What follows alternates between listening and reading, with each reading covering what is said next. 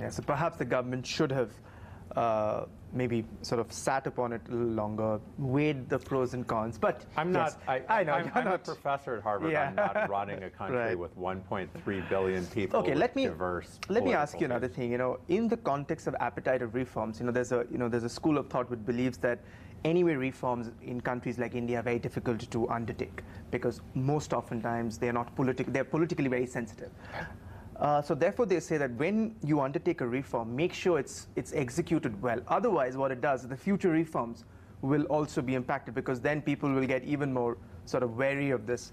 Now the conundrum is, while economically it may not have worked, at least so far, that's the evidence on the ground. Politically, it has worked. So in the context of Modi's, trying to sort of, bolster himself as, his reformist credentials, what does this sort of, this move of his indicate for the future? Well, I think that's very important, that you need political support for reform, you need popularity, and sometimes politicians do something deliberately they know is inefficient and will slow the economy and might be slightly counterproductive. Mm-hmm. But they say, I'm going to do it because it gives me political capital to do other things. So, of course, you have to look at that larger picture of what they're going to do going forward, what kind of reforms will we see. There is a lot to be done. It takes a lot of political capital. As the finance minister of Singapore said just now, India's labor law is very anti-labor, and trying to fix the labor law is a huge effect. You want to have bigger firms in India. India should have world-dominating firms. India should be employing its masses of young people much faster, and there are many things that stand in the way of that. And I think the world is looking at how Prime Minister Modi and the Indian government will approach these profound challenges. What's your view now of the Indian economy? What's your reading? What's the sense anecdotally, even when you're speaking with people over here? What's your impression? Well, I mean, you had a great growth period after 2003. Ironically, when I was here in, I think, 2002, giving a talk about how you can grow at 8%, it's not so hard. I didn't begin to understand everything in the economy, but you did for many years after. It slowed a bit. I think the biggest problem facing the Indian economy right now, compared to that earlier period, is there's a big overhang of debt in the private sector, and it's slowing investment, it's slowing employment. But you can point at many other things. I mentioned the labor law, infrastructure. The regulatory regime here is absurd. It's one of the hardest places in the world to start a business, yet you have this very entrepreneurial people. There are many things that could happen moving forward. The low oil price is very helpful to India at the moment. Right. You've written extensively, both you and Reinhard have written about the perils of debt and the impact that has on growth. It's interesting in India where government, at least at a federal level, the debt levels are under control. But at the private level that you're talking about, in the private sector, the debt is very high, the debt overhang that you're talking about. How big a challenge is it then for India to kind of, overcome that? Because private sector is not investing as much as the government would want. That is why the government is trying to make up for that in some way. But in a country where about 80% of investments are led by the private sector, there's only this much the government can do.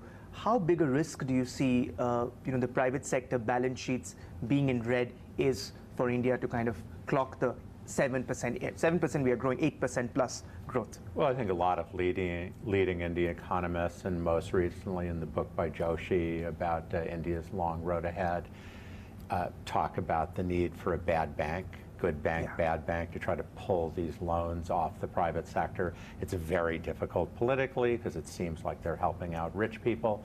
The Indian debt level is under control, but it's not so low that that's not a concern of taking on the debt.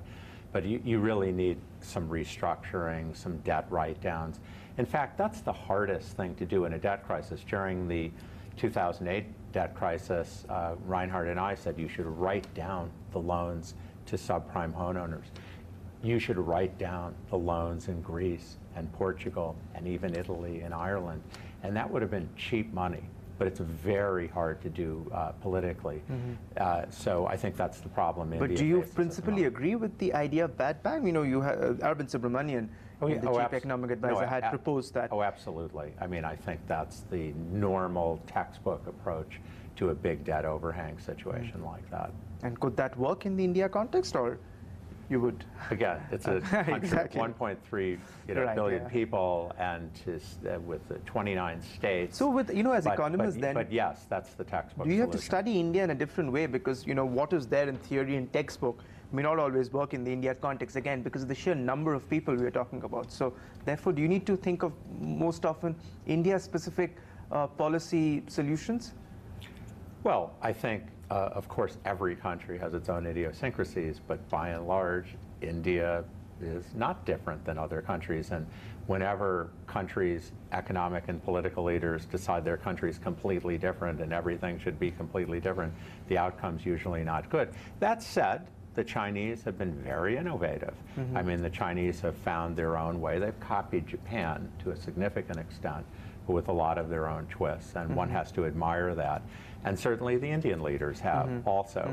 But I think, as I said, I think the large outside view of India is it's doing very well, it's growing, but there's a frustration that there's so much potential, why can't it happen faster? Right.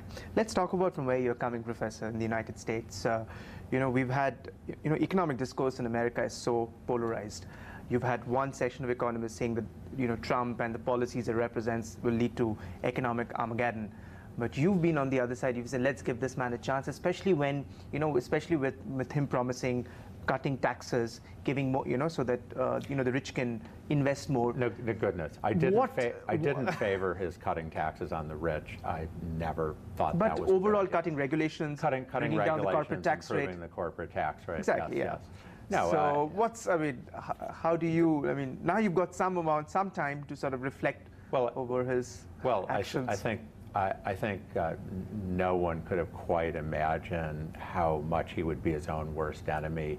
I'd never met him and didn't quite have a sense of the total lack of self-control over his tweeting, changing his mind on things very quickly. So the administration's been very ineffective. And I think the Republican Congress doesn't know whether to work with him or not. First of all, they're not sure where he stands because he really is not a Republican. He's an independent. If the Democratic Party had nominated him president and he got to be president, he would be doing what they wanted just as happily as he's doing, trying to do what the Republicans want. The Russia investigation takes all the oxygen out of the room.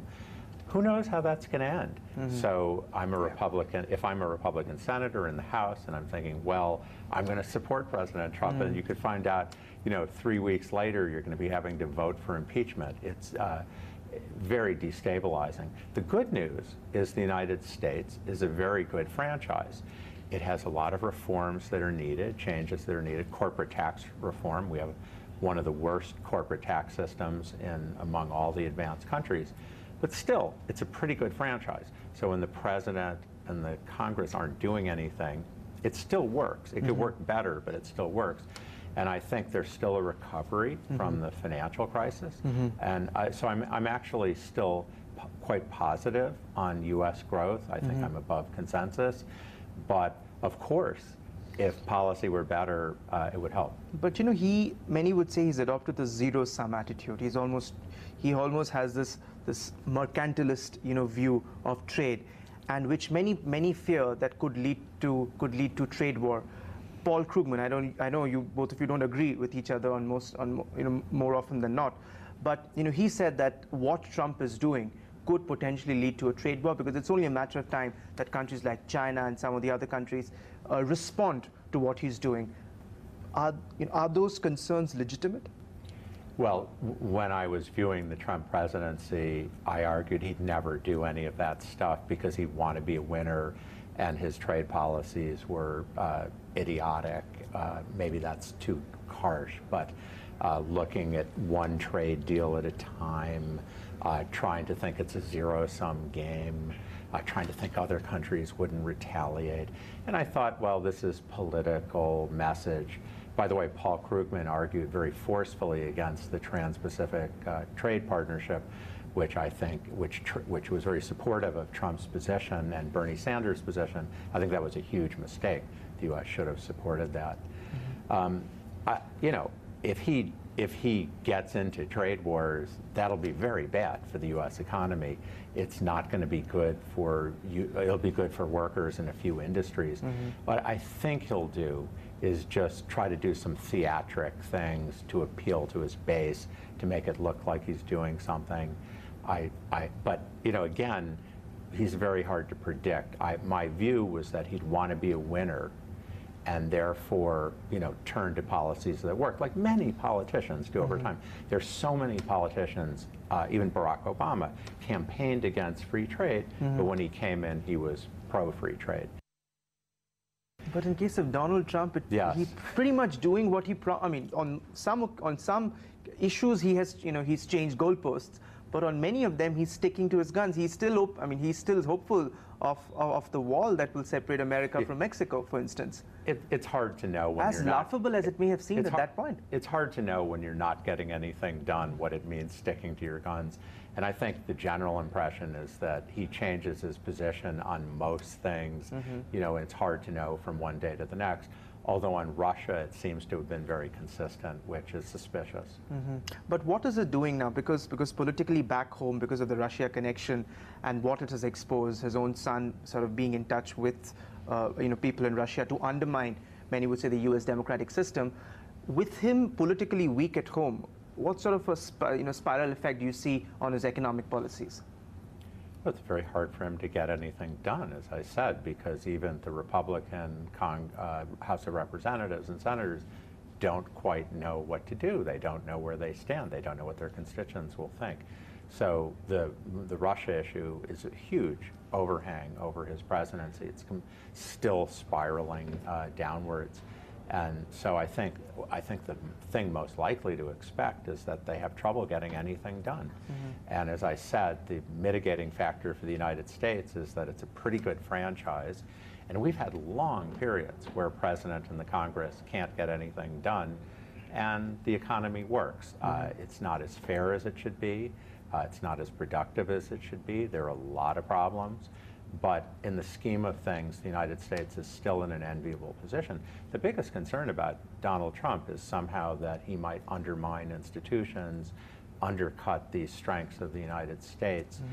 We've never really had a president challenge some of the things that he's challenging. How will Congress react? How will the Supreme Court react? I think so far it's been pretty encouraging that the checks and balances are working. Right. But we've only had 6 months. In conclusion then, Professor, talk to me a little about Federal Reserve, because we've seen now, you know, interest rates going up. And Donald Trump himself, it appears to be in favor of higher interest rates. Going forward, what do we expect? I mean, because I think that the consensus is that there could be another 2 or 3 more rate increases. What sort of an impact do you think that's going to have? Well, I think the Federal Reserve is likely to slow down a bit if inflation's not happening. And we have this incredible situation where the share of labor is falling all over the world. Wages are a lot of downward pressure. If you have downward pressure on wages, it's very hard to have upward pressure on inflation. And so as long as that's going on, and someday it will reverse, I think it's very dangerous for the Fed to say inflation's around the corner. They'll look silly, and they have to be very careful. That said, they can raise the interest rate a couple times before I think it really has any significant effect. I don't think they're anywhere near overshooting. Another thing the Federal Reserve faces is they don't know what Donald Trump's going to do. Who's going to be the next Federal Reserve head?